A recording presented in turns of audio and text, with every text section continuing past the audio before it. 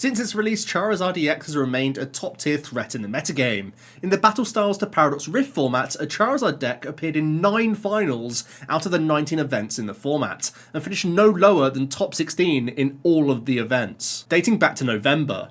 The Japanese City League data is also looking promising for Charizard as the best performing deck, showing that Charizard comes out of rotation relatively unscathed. Getting onto the basics, Charizard EX is a really overstated Pokemon. 330 hit points is an absolute monster. Its Infernal Rain ability offers inbuilt acceleration, so as soon as we evolve into Charizard, we can immediately search our deck to get some energy onto it to begin attacking. And that Burning Darkness attack is already quite efficient as a 2-hit KO option in the opening stages of the game, but becomes much stronger as we work towards the later stages and becomes a 1-hit KO machine once your opponent has begun to take some prize cards. This helps Charizard lean into a defensive, almost checkmate style approach, where you're allowing your opponent to take a number of prize cards in order to turn the tide of the battle later on in the game with hand disruptors, as well as this chunky Pokemon to take 1-hit KOs, or alternatively try and use the likes of single prizes like Radiant Charizard to offset the prize race in the later stages and make it difficult for your opponent to close out those final couple of prizes. Pidgeot EX is a perfect partner for the Charizard archetype. We're already playing a high count of Rare Candy, and Pidgeot EX's quick search ability gives us much more control over the game. Every single turn we can search our deck for any card and put it directly into our hand. This is going to help us keep on top of crucial supporters throughout the entire game and help maintain our stage 2s throughout the game as well. It also enables our deck list to play a number of sort of tech style one-of cards within the list, which we can time much more appropriately thanks to Pidgeot. In order to supplement a multiple stage 2 archetype, we are going to play an Arven engine here, helping us grab crucial item cards, be it Buddy-Buddy Poffin in the opening stages to get our basics online,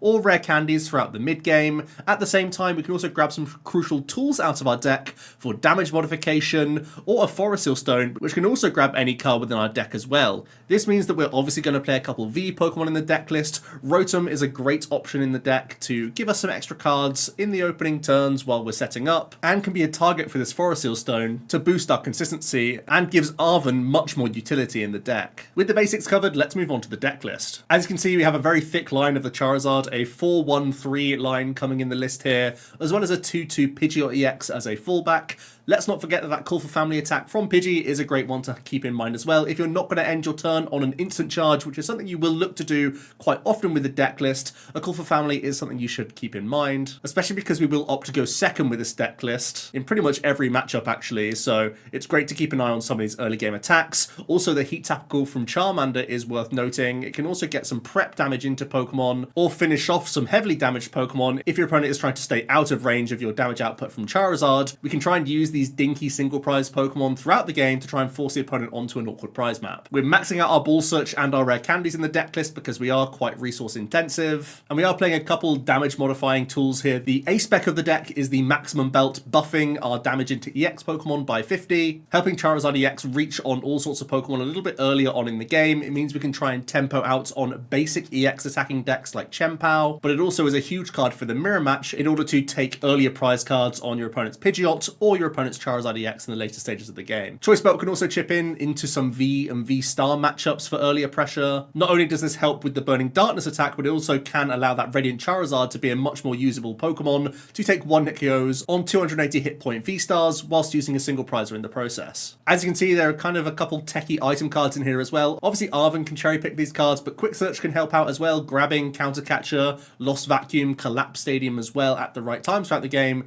is going to be imperative for the deck. Let's move on to Charizard Pidgeot's matchups then. Now we're going to be using the Trainer Hill data, and this comes with a massive asterisk because we've only had this format on the online space for 4 days now. So this is very early, not many games have been played with these, so this is really a rough estimate. I'm sure you may be questioning some of these placements in terms of actual percentages, but I did just want to give a flavour as what are some of the best and some of the worst matchups, and I do think the data is representative of this. We're quite happy to face the new Iron Hands Future Style Toolbox deck, and we also boast a decent time into the new Ancient deck as well. The Roaring Moon Koraidon combination is quite easy to hand disrupt throughout the game, and we have such high hit points, it's difficult for the opponent to ramp up. Goldengo continues to be a fairly favourable matchup, and we have even matchups into Lost Zone as well as Great Tusk. Some of the trickier matchups includes Lugia, which gains a new Chinchino, a very frustrating to deal with single prize attacking Pokemon that can one-hit KO Charizard, being a huge threat in the list. Chemba also seems to be slightly unfavoured, where they can force multi-prize knockouts from their Iron Hands,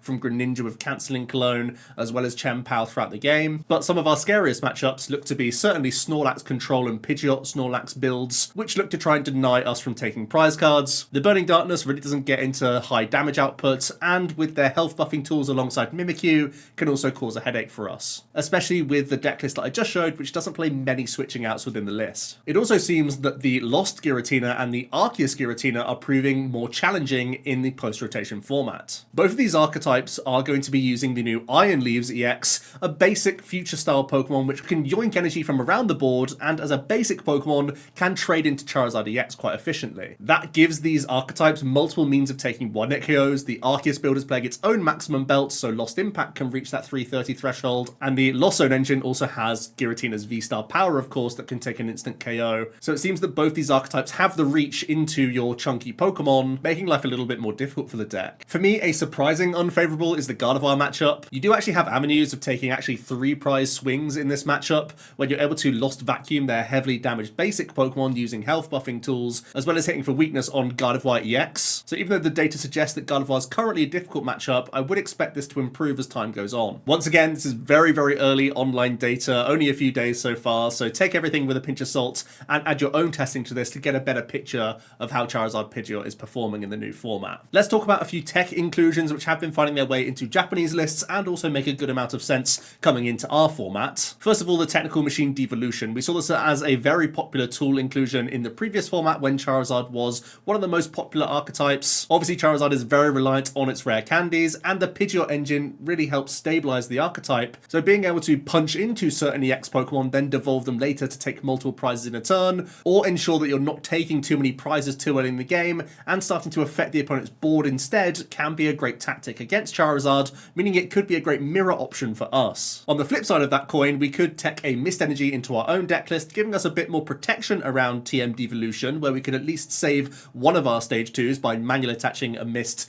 to the Pidgeot or to the Charizard, whichever one you see fit. Whilst at the same time, a Mist Energy is also going to help protect you from a Star Requiem from a Giratina, as well as a Frenzied Gouging from Roaring Moon. The other main debate comes around other tech supporters which could make its way into the deck list, alongside a Pal Pad to have some reuse of them. Eerie is proving to be a very versatile and dangerous card, allowing you to discard item cards from your opponent's hand. Once again, this could be good for mirror match situations, trying to snipe Ultra Balls and rare candies from the opponent. In a similar vein, this could be good against Chien-Pao, one of your more awkward matchups. And interestingly enough, even though Eerie is the best friend of the Snorlax players, we could also do this against Snorlax to try and get rid of some of their counter catchers and give us a little bit more breathing room in that matchup. In the same vein, Professor Churro's scenario could also be helpful against the Snorlax matchup, giving us additional switching cards which crucially can't get hit with Eerie, so we're guaranteed to have one use of moving our Pokemon out the way. And if we're able to use this Churro, we could then immediately Ultra Ball away the Pokemon that we put back into our hand, so our opponent can't immediately Erika's it back onto the board. Whereas using a regular switch, of course, means that it's still in play for the opponent to bring back up the following turn. I do think if Snorlax is going to be a popular enough deck in the format, these tech cards are really worth exploring. Going back to the deck list from earlier, I think the most flexible cards include Buddy-Buddy Poffin and Nest Ball. There's potential to go down to 6 Fire Energy, and you definitely have to monitor the popularity of Lost Box to justify the inclusion of Jirachi. Those are the sort of wiggle room cards within the deck list, and even outside of those tech inclusions, I'm personally looking towards bumping up the counter catcher count to 2, and I'm also terrified of Snorlax, so I'm trying to work in the Churro myself. Let me know your thoughts on the deck list and enjoy the games. If you're looking for PTCG live codes, make sure you check out the Potown store. You can get a 5% discount on your orders using that code OmniPoke. So getting into our first game, we did have one mulligan, but now we get to start things off with a Pidgey. The hand's looking pretty okay, actually. I have Nest Ball Forest, so as long as we have Rotom, I could possibly go with Buddy Poffin. Our opponent forced us first, which is not what we want to see, actually. We want to be going second with the deck, given the choice. And our top deck doesn't help us out too much. Luckily, though, our opponent does lead an Iron Leaves EX. This is a really scary Pokemon, but part of the reason why it's scary is its ability to yoink energy from other places. So If it's Lost Tina, they can still gate and attach to it, so it is still a live threat. If it's Arc Tina, it's much better for us if they don't have that access. I do go Forest Hill Stone for Poffin, get a couple basics developed, and then just instant charge. I was pretty happy using my Forest Hill Stone turn 1 because I was holding on to Arven, which is nice, and it does look like it's Arc Tina. So this Iron Leaves probably isn't getting into the action unless the opponent can use a Professor Churro and pick it up and put it back down. The opponent gets that turn 1 Judge as well as an attached pass. Relatively routine Arc start. We do quite nicely off of it though. I can get an Arven and go Candy. Gonna toss the Maximum Belt because I really don't need it for this matchup, so it's perfect fodder for us. And I can go Candy Pidge here. And I'm just going to grab a second Charmander. I think I like poking with the Charmander. Well, possibly even just the instant charge is better here. Kind of close. Looks like because I've attached, I'm going to be going for this play. But I'm just going to hold a supporter for next turn and get a little bit of cheeky damage in. Sometimes this can be relevant with our prize map with that Burning Darkness, but I don't think it's lining up too well right now. The opponent actually is going to go for Iono, which saves us the hassle. They do find Ultra Ball for V-Star here, so they can access the deck with that Starbirth. Definitely want to get a Pokemon to attach energies to. Maybe Bidoof as well. Yep, there's Bidoof. There's Tina, as expected. And they're going to initiate the prize race here. Shoving some energies onto this Tina. Let's see how we can respond on this. We have Quick Search, we have Arven, so I can at least get a Charizard down. I also have the Poffin. But I actually prized a couple of Charmander. I don't think I was aware of that when I played the Poffin. Definitely worthwhile prize checking, guys. Still important. But regardless, I can make this Charizard. I'm a little bit afraid that this Charizard gets insta-KO'd. It could be a V-Star plus Max Belt from the opponents on their Giratina to KO us. Or again, if they have that Churro play, they could get a KO using Iron Leaves. So with that in mind, I am going to bank an energy onto this Pidgeot so that I could at least poke something with Blustery Wind on the following turn if this Charizard does happen to go down. Because we are, lacking those Charmanders right now. The opponent is able to get Bibarel and Judge, so they can keep disrupting us down low, which is definitely the MO of an Arctina player. They get the incisors for 1 card. So you double turbo to the Bibarel. It allows them to have easier choices of lost zoning with their Tina later. We do get a Super Odd, so now I can at least guarantee another Charmander if I want to. But it looks like I'm just eyeing up the most aggressive line here, which is Arven Countercatcher Choice Belt KO the Tina. And then I could, Quick Search out the Poffin for the backup Charmander. Also just going to thin a Jirachi. Opens up possible Collapse Stadium for my Rotom as well to get rid of those easy prizes later. So I can just cleanly KO this Tina. I think that definitely makes the most sense because that was looking like a big threat for me, where it could not only KO the Charizard, but also could KO the Pidgeot. The opponent rips an Airy, but doesn't hit anything. Then it's going to Vacuum just to reduce the hand size by the looks of things for Bib. They're going to get a turn attachment onto the Iron Leaves. Not too afraid of that right now, but looks like, again, they just want to reduce the hand size. We see a League HQ, and they are going to KO the Charizard. So I do have a response KO of Pidgeot here, and that's going to look pretty powerful, because then I'm not even that concerned about a Leaves play coming in. So I've probably just got a free turn out of this, to be honest with you. And in doing so, I'm also just going to get rid of this Rotom. Seems like a decent opportunity to use this when I'm happy pretty much with the hand being recycled with Iono here. Gonna rod back some more energy in Charizard as well. I feel like we're in pretty decent control now that the opponent missed a V Pokemon to attach to with their Arceus. Because now they're really in a lot of bother. They can just keep Judge spamming us, but it's not too much of a worry when I have a Charmeleon and a Pidgeot ready to continue. Did you see Nest Ball for Tina? But they are miles away from doing much right now. Oh, interesting. They attach active. I feel like they should have... Well, yeah, I guess attaching to the Iron Leaves wasn't that great either. Yeah, I think they were just in a really bad spot from then on.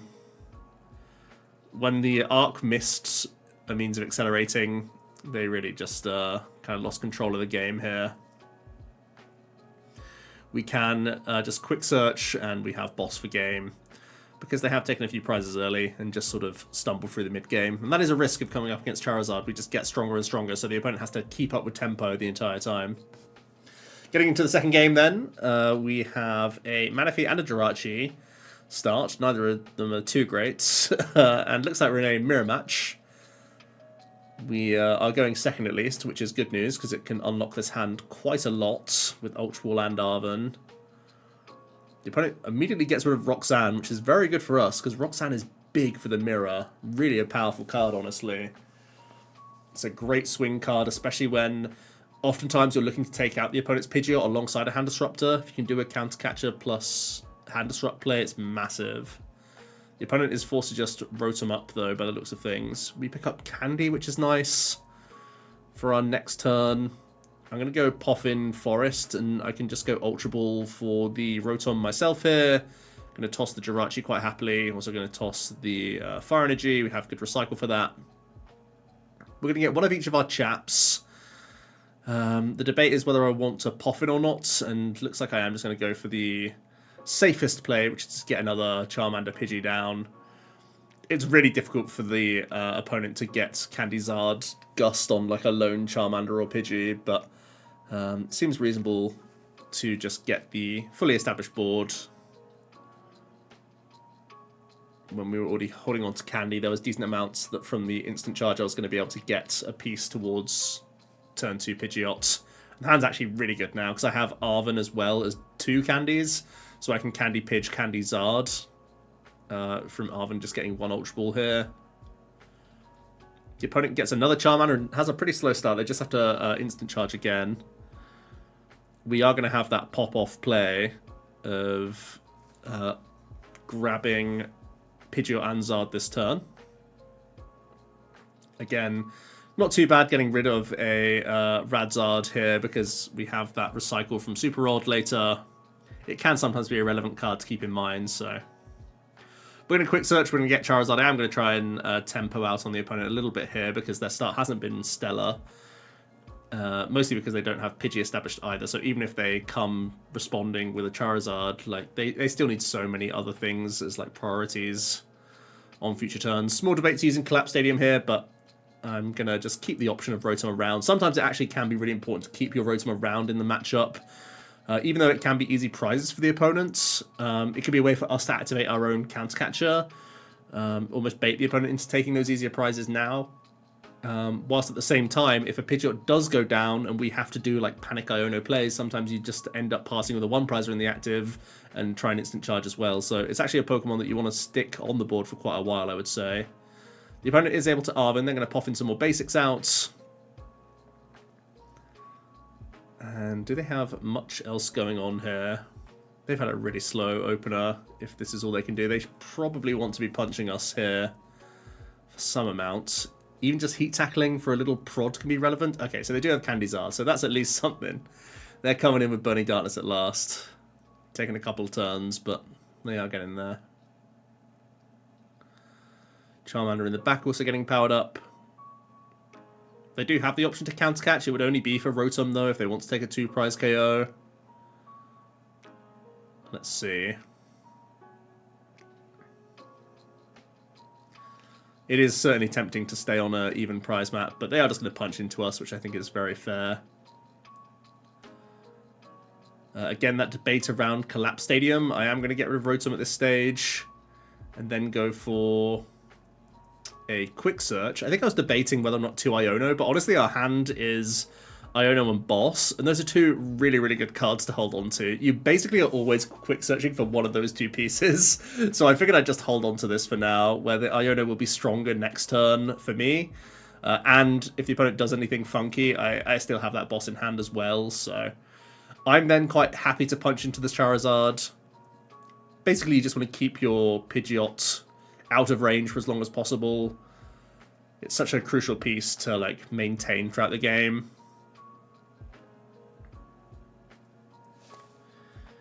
We're going to see the opponents use their V-Star with their Rotom. So I imagine there's going to be a Pidgeot from their end coming down any minute now.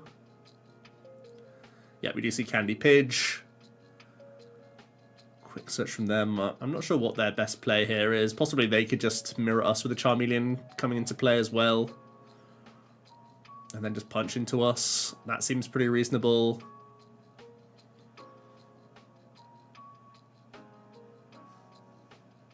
We do see the quick search from their Pidgeot. Punching this Zard is obviously still fine. They're just going to Poffin and get that backup Pidgey. By the looks of things. Oh, interesting. So we do see a boss onto Charmeleon to take one. It's really interesting, the sort of back and forth between even and odd prizes. We're currently both on odd prizes, and oftentimes it's best to be on even, but that's the way things go sometimes. And also you are reducing the amount of lines the opponent has available to them by doing this, to be fair. I am going to rod back some energy, certainly, and then I'm just debating whether Charmeleon or Radzard are better, or just all the energy, and we end up opting for all energy.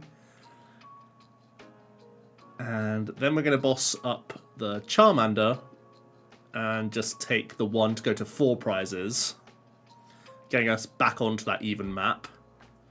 The idea being that I have... Well, my opponent has a heavily damaged Charizard. They have to attack with that, essentially, just based on their board. Because they have no other way of attacking with anything else. The Radzard's not ready to rumble yet. So they're bringing up a damaged Pokemon for me to take a fairly easy 2-prize KO next turn. I could just quick search for Candy. And I'm also trying to lay the trap that my opponent goes for, or like gets into Roxanne range for me. That would be massive as well. It also means that I would have Countercatcher live for me next turn if they go through the active. Definitely have to be aware of those crucial cards in the list. The Countercatcher, the Roxanne, the Max Belt. These are all things we have to keep track of now throughout the game.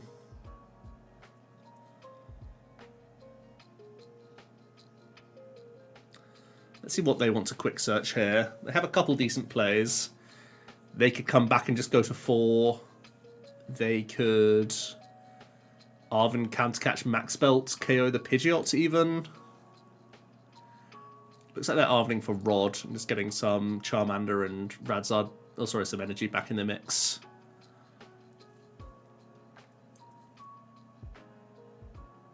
Now let's see. They're actually just going to retreat into Pidgey, and this is not a bad play by any means. It looks really strange that you're like giving up on tempo, but he's trying to put me back to those 3 prizes so he can Roxanne me and have Countercatcher open for himself. So it basically forces my quick search to be boss here, and it means I'm not like redeveloping my bench Charmander. So even though it was a pass into Rotom, it actually does open up more lines for them here. I know I'm just 1 knockout away, which is really scary, but it does mean they could make a pretty cheeky play with Radzard now and Hand Disrupt as well. They could like knock out Pidgeot with Radzard with Max Belts if they wanted to. Interesting, they play Giacomo. That's a pretty interesting Lugia tech. Oh yeah, Defiance Band. Yeah, so Defiance Band also does the trick here. They're going to get rid of the Rotom. Yeah, they're going to countercatch the Pidgeot with Radzard and Quick Search, so you've got to think it's Hand Disruption here. If it's Roxanne, they're actually in pretty good shape to like reverse sweep us here, because we're losing our engine. We have Charizard quite heavily damaged, and I'm probably having to go for a 1-prizer. They've done everything they need to get back into like pretty decent shape, honestly.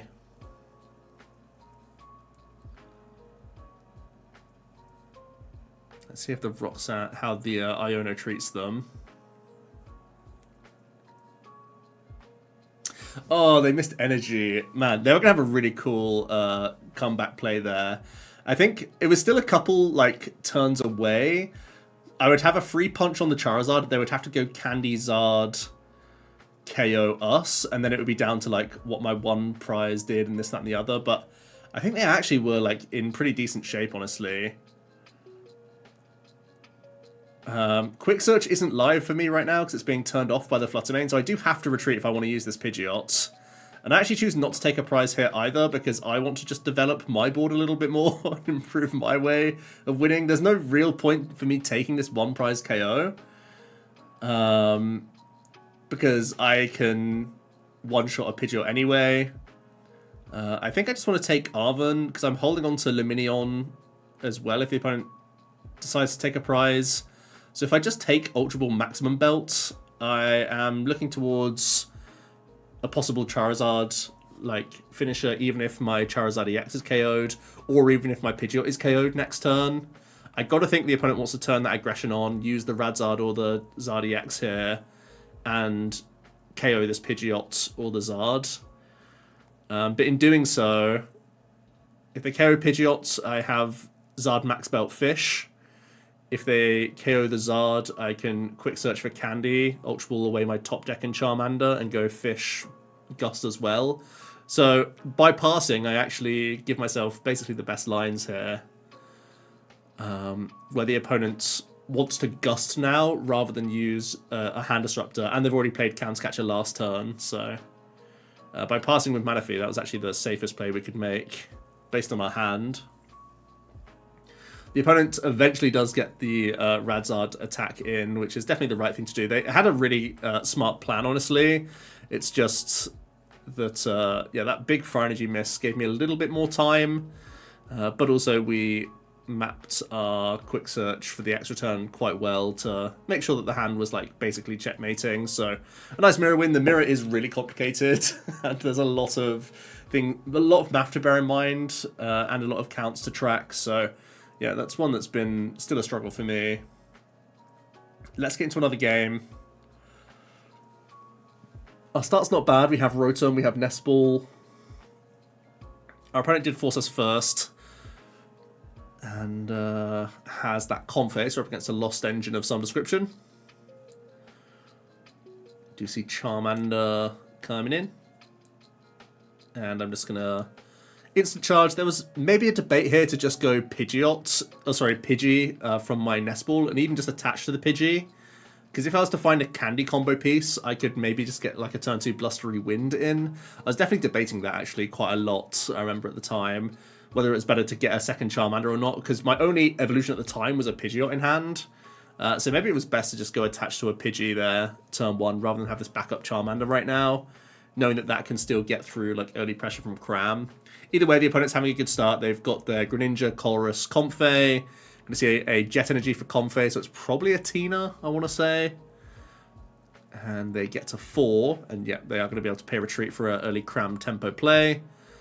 So that's pretty good for them. I'm also not looking at any Candy combo. Their hand size is massive. I'm going to go Rotom here and just try and rip Iono from the start and maybe buy a turn where they just spit into Rotom. Maybe I can collapse that away later. The hand is really good off that Iono. I get 3 basics, including Manaphy to protect the bench from a Greninja play, and then I can just instant charge up. So I'm hoping this buys me a little bit more time against the opponent. Hopefully just don't give up a prize here. They're going to get a 3rd Comfey down, and they're going to draw with Greninja. There's Tina, as expected. Oh, oh no. Okay, so they hit the Prime Catcher. Prime Catcher certainly can be a feels bad card of the game.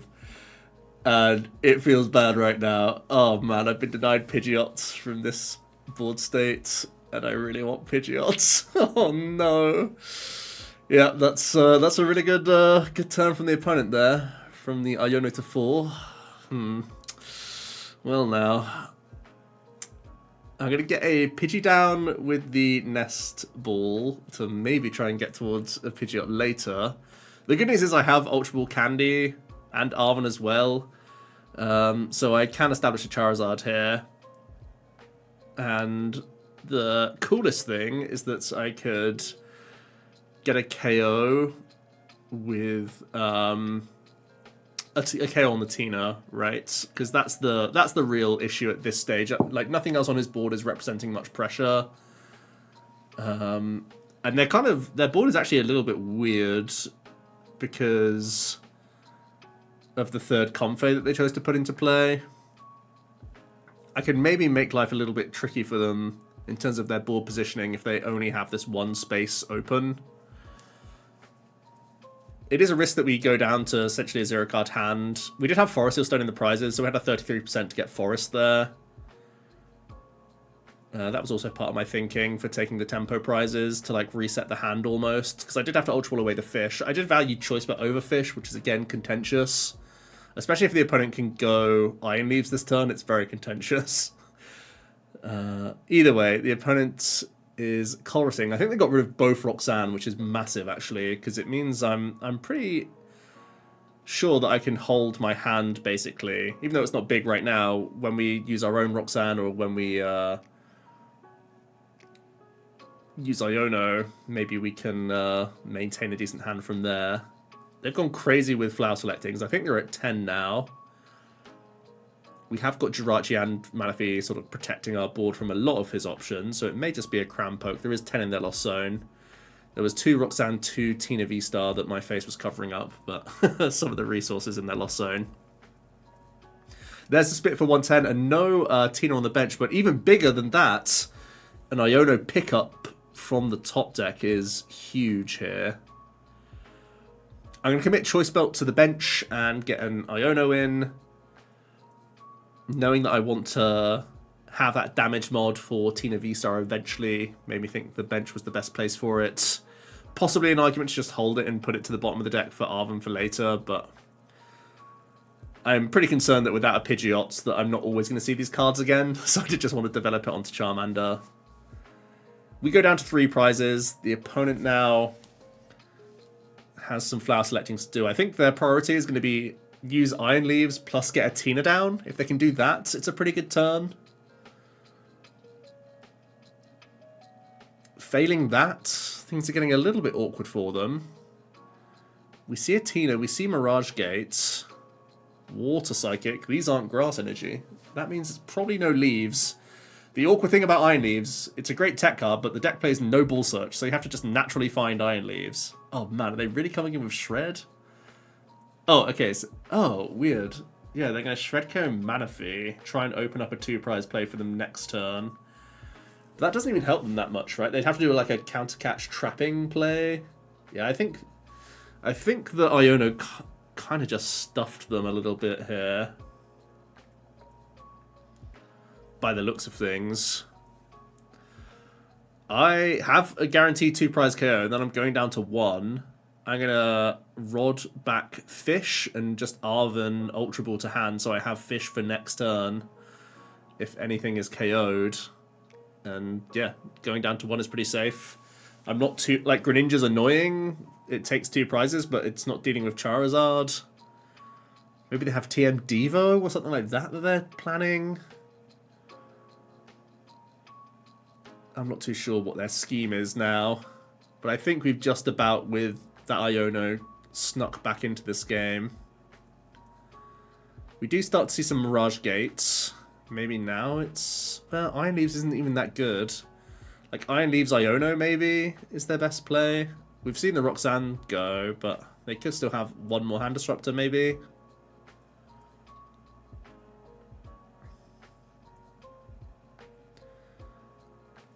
I think this 1 Zard was just too chunky for them because they've not been able to establish a V-Star. We do see that second gate, so you have to think it's going to be...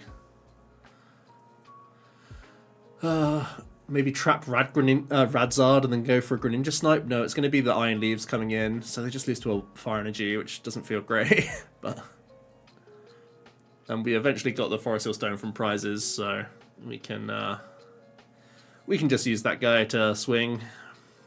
Looking pretty good. Just getting over the line there. So, yeah, not a bad few games. I think, you know, it's still early ladder. I'm still climbing, so there's still some questionable plays going on. But hopefully gave you a good picture of what our thinking is as the Charizard Pidgeot player. Let me know your thoughts on the deck down below and the battles. Thanks so much for watching, and I'll see you tomorrow for another one. Cheers.